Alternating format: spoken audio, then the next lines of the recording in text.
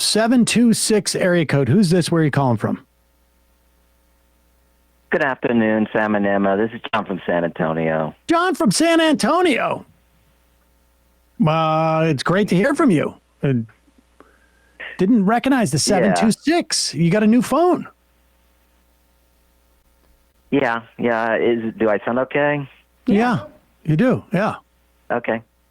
Why'd you get the new phone? Do you use a different phone on the leather hack? Is this a burner? Is this a burner phone for your mistress, the Majority Report?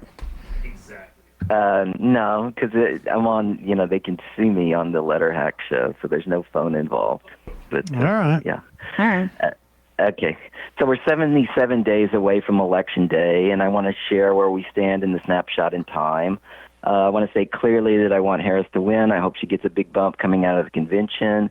And when voters who aren't political mavens start tuning in after Labor Day, I hope they support her.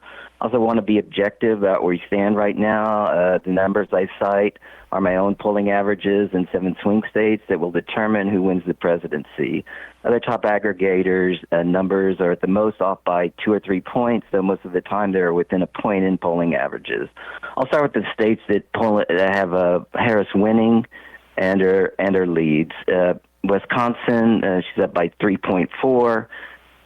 Michigan 2.9, Pennsylvania 1.9, Arizona 0.5, Nevada 0.2. North Carolina, with its 16 electoral votes, is even. In Georgia, Trump leads by 1.6. There's also a Roanoke College poll that came out today that only has Harris up by 3. In Virginia, which is surprising because Tim Kaine is up by 11 in the same poll. If Harris wins all of the states where she has a current polling lead, she will win with 288 electoral votes. A poll by the highly biased Republican pollster Remington Research Group has Harris up by 8 points in Nebraska's 2nd District. Polling from the presidential elections in 2008 and 2012 were incredibly accurate.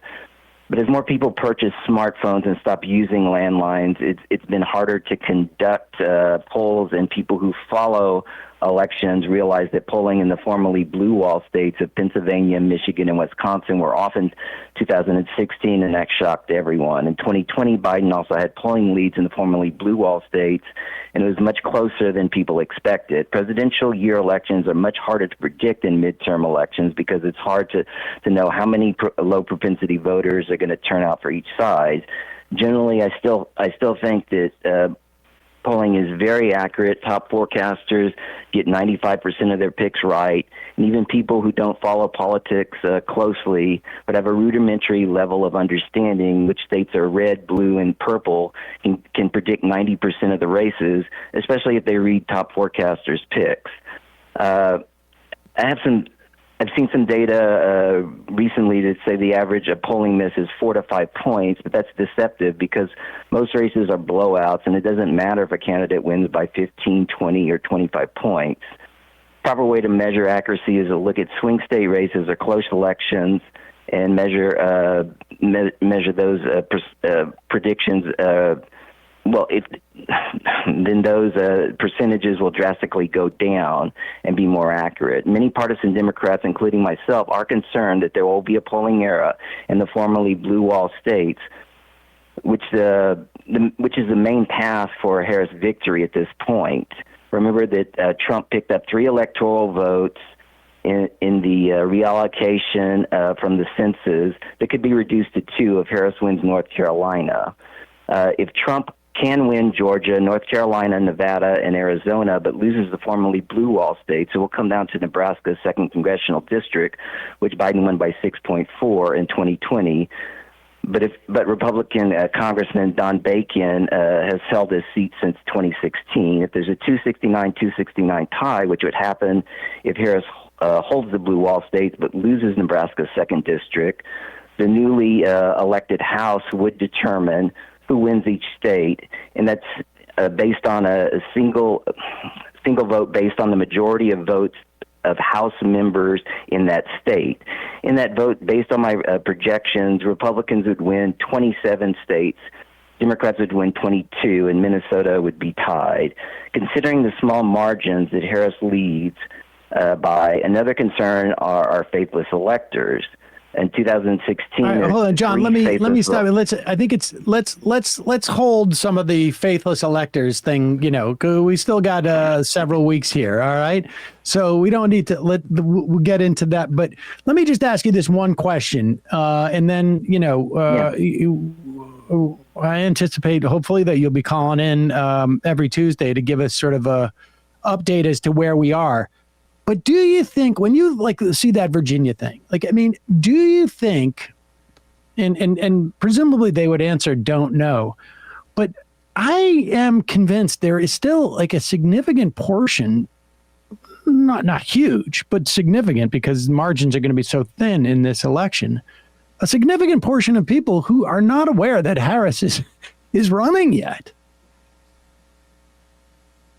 I don't know about that. The poll, said that Harris was running. I mean, there was polls before that had her running, even before she jumped in.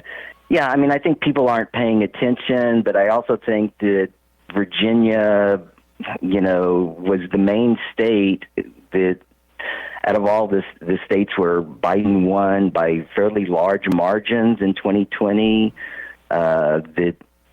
that had pretty bad results in Biden-Trump matchups. The other ones were Minnesota and New Hampshire, but those have kind of resorted to where Harris is up by about 6 points in polling averages in both of those states. And so, yeah, I mean, it was surprising, but I mean, I still think she'll win Virginia. But it's just surprising that that's essentially a toss-up state, and hopefully we'll see more polling. Let me rephrase the question. Do you think that there is, there's always traditionally a bump after the convention, although, to be fair, the bump went the wrong direction for Trump and Vance after their convention. Do you think that there's actually a potential for a greater bump? Because I think that there is a cohort of people out there who have just not engaged in this race and are just not necessarily aware of the fact that Harris is running, or, this has been a very, very short lead time for a candidate to be the nominee. And I just got to imagine that there's some percentage out there, I don't know if it's 1 or 2% or whatever, who are just not aware that she's the candidate. Yeah, I think they're aware that she's the candidate, but I just don't think they started tuning in enough. So in other words, if you look at just recently, Harris has taken over, by less than a point in Arizona and Nevada.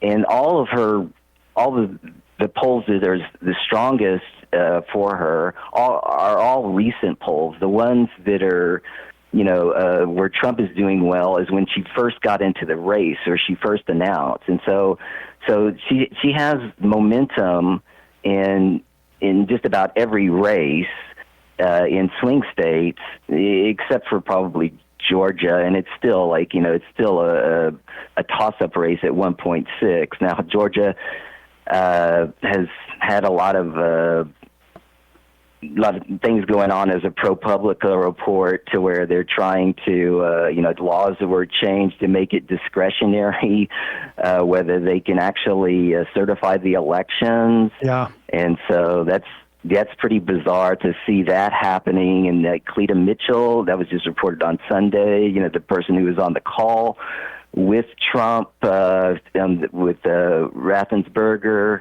that was so popular or so famous about changing the votes. She's leading that effort.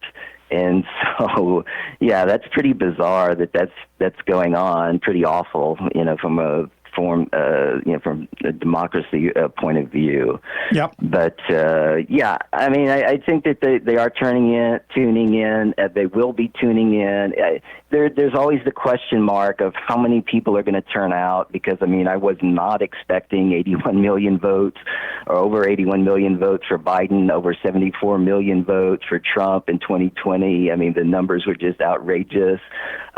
2 out of every 3 eligible voters did vote in 2020, which is, much higher than any other election, since the 19th Amendment was put into place.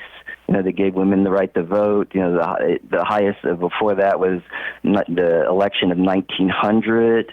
And so yeah, I mean, I just, that's another question mark, is how many people are going to turn out. Right. And, I mean, that remains to be seen, because that's I have the biggest question, in my opinion. But all right, John, appreciate you calling in. We'll talk to you again soon. And people can check you out on the Letter Hack Show tonight. I'm not going to be on the Letter Hack Show tonight. Oh. I mean, I'm not. No. Live primary squad members, all that's over with. I will probably be on in about 3 or 4 weeks, but I'll tell people on the call when I call into this show about it at that point. All right. Thanks, John. Thanks, John.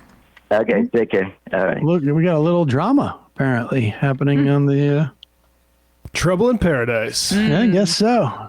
Not so easy. The podcast game's not so easy. People seem to think it is. Can't just jump A lot right of in. drama behind the scenes. Can't just jump right in, folks. John comes crawling back to his ex, huh? Hey, folks, don't forget to hit the subscribe button and check out our daily show. We do it every day at 12 p.m. Eastern for about 2.5 hours. We even take phone calls. You should check that out.